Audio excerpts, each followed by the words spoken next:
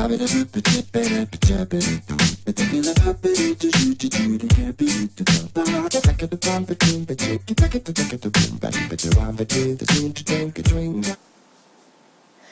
and welcome to the first episode of Scatter. My name is Nes Coppersprocket, and I come from a distant land called Caelum, where we have airships and loads of different factories making different types of things, lots of scientists, and I teach piano. So basically only one of those was correct. I'll let you figure out which one. Basically, scatter is because I notice that a lot of people tend to limit themselves. They decide that they are good at art and they only do things related to art. They don't do things related to science or maths because that's not their genre that they work in, or some sort of idea like that. So the whole point of scatter is, well, let's look at everything. Because everything is awesome. Not the Lego Movie song. I mean literally everything is cool. No kidding there. So scatter will look at a variety of different things. We'll be looking at history, about geography, science, and all sorts. Basically all sorts. And every episode will finish with a review of a movie, a book, a meme, something. It'll finish with something. Well, obviously it has to finish with something, otherwise I'd keep talking. Awkward. Okay, so for the first ever episode, I figured it's a bit of an introduction. And then I was thinking, what am I talking about? And then I came across this really lame idea of introduction, intro-vert. So, I'm going to talk to you about introvert. Some of you may have heard the word before, some of you have never heard it. That's totally fair enough too. Introverts are people who don't get their energy from being around other people. In fact, it drains. It's quite draining to be around other people. So they quite often will prefer to sit back and read, or if they have to deal with people, they'd prefer like a smaller group of friends, as opposed to, you know, going to a nightclub or something like that. I can speak from the side of the introverts, as I am one. Now the thing is, there is an attitude in society towards introverts which is not healthy, but is very prolific.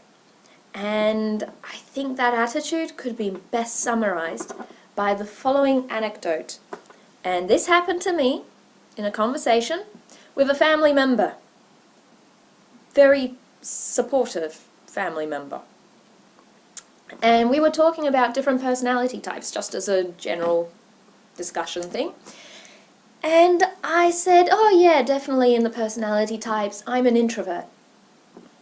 And their response, oh, I'm sorry to hear that. You know, it's okay, don't talk like that, it's okay, you can fix these things, you can work through that.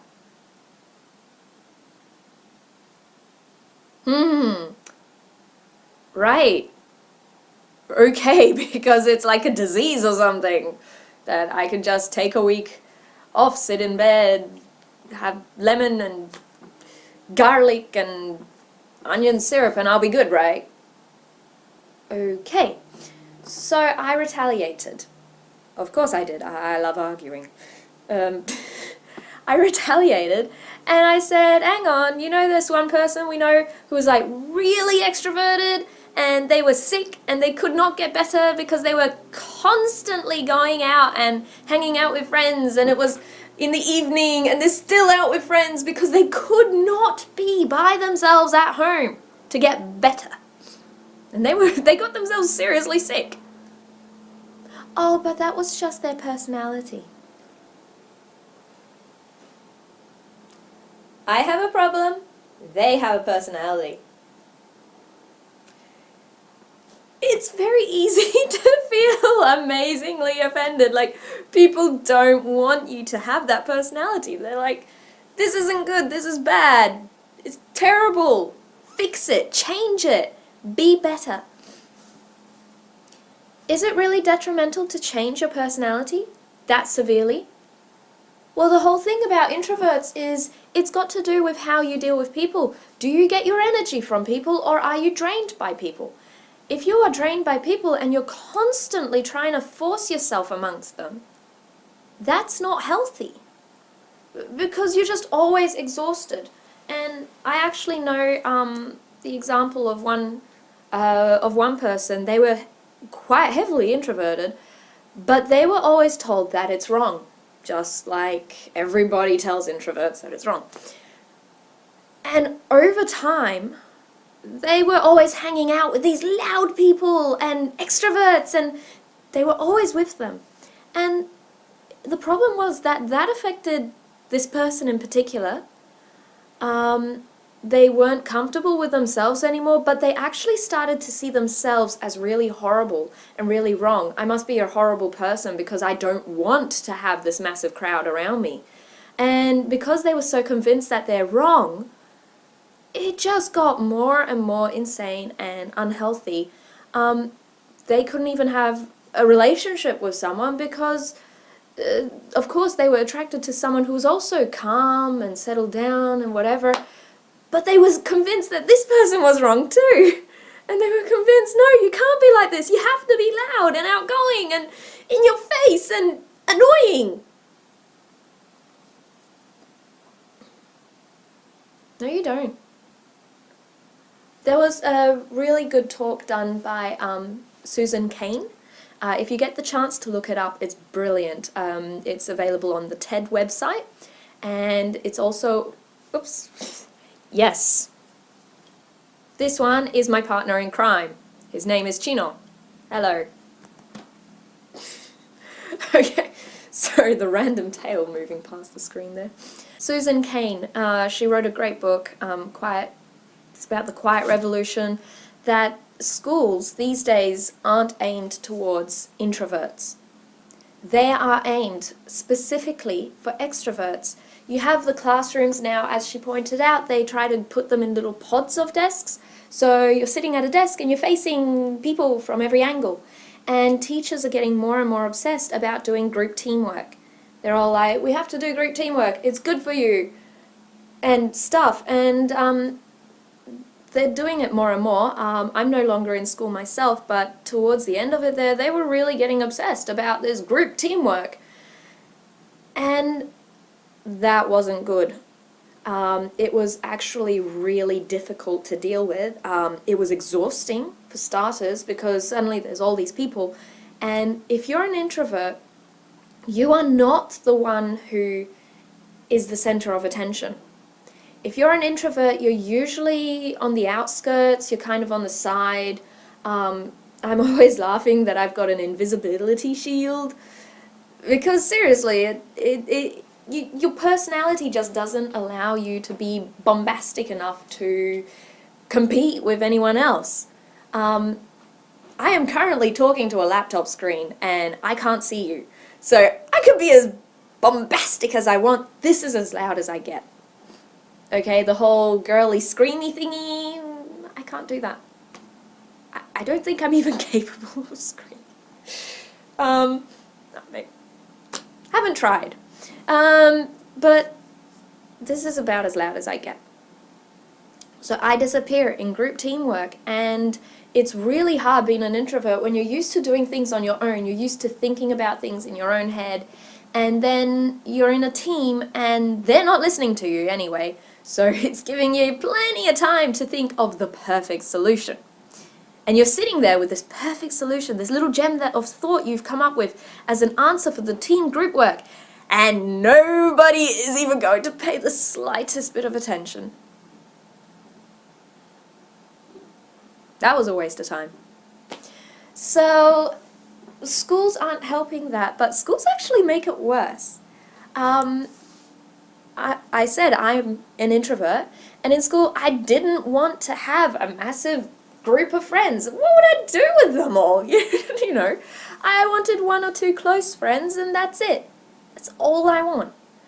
And schools don't allow that, to the point of they kept sending me to see a school psychologist.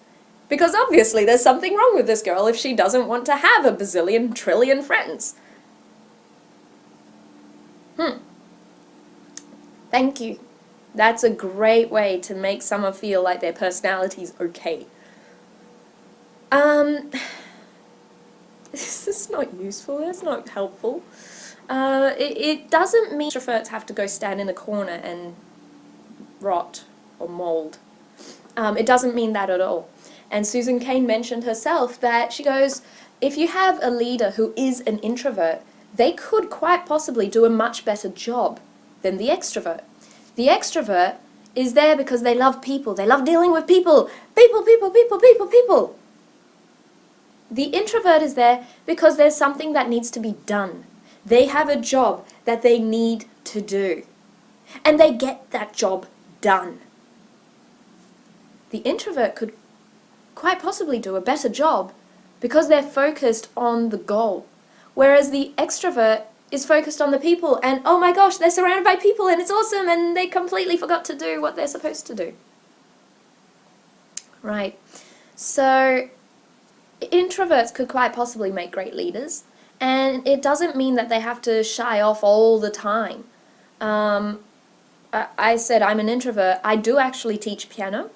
Not a good example, it's just me and the student, it's private piano lessons. There's only one piano, how many kids are you going to put on one piano? So I suppose the classroom feels a bit different that way, but I have done teaching in a regular classroom before as well, for both music and an extension program that was run in the schools with 3D paper models. Yeah. So that was in a classroom setting. I'm standing in front of 20 odd kids or something, and I'm an introvert and I have to talk to these people and then I have to hang out with these people, and it's okay. I also present talks in front of a whole hall full of people, and it's okay. I can do that. There are other situations where I'm not so confident, and teachers can get aggravated by that. My Year 12 English Lit teacher, she told me off for not speaking up more during class. Because, you know, I wrote my ideas in my essays, so she knew what I was thinking, but then she's like, why didn't you say this during class? You could have said this during class. It was awesome. I got quite frightened. There were a lot of people around and she's yelling at me. But the thing is, there are other ways around it. In schools, they could do things like the think, pair, share system. Again, Susan Cain mentions this herself, because it's a lot more comfortable.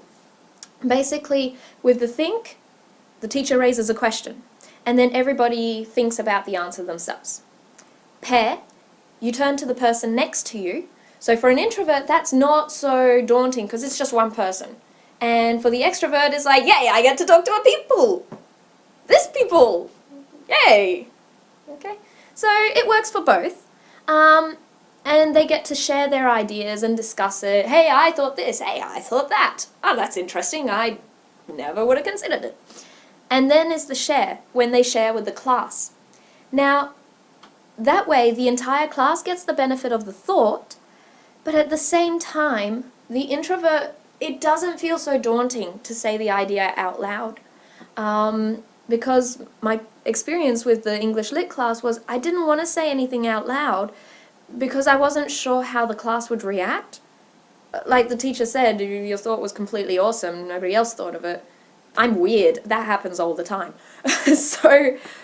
But sometimes I didn't feel comfortable with other people's reactions, so I just shut up and say nothing. So it would be nice if the schools could actually have this balance where they can include the introverts as well. There's a reason I'm saying include. How many people are introverted? I mean, based on the schooling system, you'd think maybe 10%, you know, the same percentage that are left-handers. You know, you can get left-handed scissors in a school. Don't ever use the left-handed baseball mitt, they're gross. It's actually about, they said it's about 1/3 to 1/2 of people can acknowledge that, yeah, they're introverted. Up to half. That's not 10%. That's not 1 in 10 kids. That's 1 in every 2 or 3 kids who is an introvert, and they're being forced to deal with this crushing mass of people. They go on into life, and as adults in regular workplaces, like I said, I can't speak on this account, but that's still not getting the best from them. That's making them work on their, you know, worst, basically. It's not very effective. Anyway, introverts do not need to rot in the corner. And it doesn't mean that you just never talk to people. It's good to sort of push new limits and force yourself to do things which are outside of your comfort zone, but that applies to the extroverts as well. If you're sick, stay home. Get better. Don't share your illness. Other thoughts like that as well. Both sides should appreciate the other for what they are. And, you know, an extroverted friend can help an introvert to socialize a little bit more. But an introverted friend can help the extrovert to sit down, calm down, and sort of do something else. Susan Cain mentioned, smiling and laughing, that extroverts, because they spend a lot of time, you know, talking to people, the introverts, on the other hand, usually spend more time reading. So, you know, they're sitting around like this, reading. They are taking in a lot of knowledge. And so she may have said it jokingly, but she did sort of claim that it's possible introverts could be a little bit more knowledgeable. Not necessarily intelligent, but knowledgeable, that they've gained a lot more knowledge and self-improvement because they spend a lot of time by themselves doing that. So the introvert can help the extrovert there too. Work together, people. It's not a war. And it's not a problem and a personality. That's a horrible thing to say. Don't say that. That's mean. Anyway, that's the conclusion to the first part of this program, which was Intro-vert. Yes. So the last part of the program, or the second part, the only other part, is the review. And the review that I will do today is of the movie Guardians of the Galaxy. I'd meant to go see it ages ago, and then I got sick. So finally, after everybody's already seen it and is telling me spoilers all the time, I finally got to see it myself. It was cool. I seem to say that a lot. I need to find a different catchphrase. It was good. It was a bit over the top sometimes. Some of the scenes I was like, oh, come on. And then a part of me also wanted to go, oh, there's no sound in space. You know, little things like that. But in general, it was pretty cool. Dancing Groot. I mean, little baby Groot dancing at the end. That was so cute and so cool. And some people left the cinema before that even started because they thought, oh, it's finished. Well, obviously they missed Howard the Duck at the end. The other thing I liked about Guardians of the Galaxy is they really kept it grounded in our reality, which they didn't have to.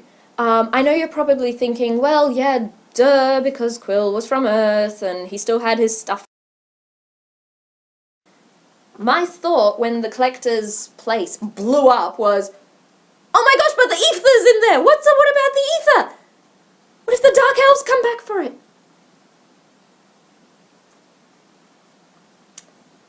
What am I talking about? At the end of Thor 2, we see that Lady Sif and the Warriors 3, some of them, took the ether in a container and brought it to the collector. In Guardians of the Galaxy, when they're talking about those different things, the ether is in there. There is a bubble floating around in the background with a picture of the ether in it. They kind of don't address what happened to the ether. In my mind, it's still in that box and it was like put safely further away. Because, you know, they brought the other one and they just opened it to have a look. In general, I enjoyed the movie. It was funny. I didn't mind the jokes that were like, I need this, and that guy's leg. Nah, I got the guy's leg. I didn't need it, I just thought it would be funny. I kind of thought it was funny. Some people I've heard say, oh, but that was picking on people with disabilities. Which I think could be taking it a little bit too far. I mean, part of it is, consider who said it. Rocket. It's a talking raccoon. It already thinks that he's the monster of the world. He's this oddball. For him, a person with a disability probably isn't an oddball at all. He's going, oh, you think you're odd? Check me out. So I could not see that as cruel in any way. It would have been mean if one of the other characters did it, but there is a scene where you specifically see Rocket's back, and he's got all these metal bits and pieces on there. He is, if anything, also somebody with a disability. In his case, it turns it into an ability, but it's got problems associated with it, because then people are like, you're weird. So I didn't get that feeling from that because of who said it. In the meantime, yay Marvel! DC, maybe one day I'll eventually get around to watching, but come on, comparatively, DC is all like, we're not going to make a Wonder Woman movie, who would watch a movie about a woman? And then there's Marvel. Talking raccoon! Dancing tree! Let's do it! Kudos, guys. Top job. Right, that's all we have time for today, in today's episode. Next week, I do believe, next week or tomorrow, I don't know, I do believe I'll be talking about genetics, and the movie to be reviewed, I'll make it up as I go along. All I know, it's probably going to be a movie. And I better leave it there. Cheers.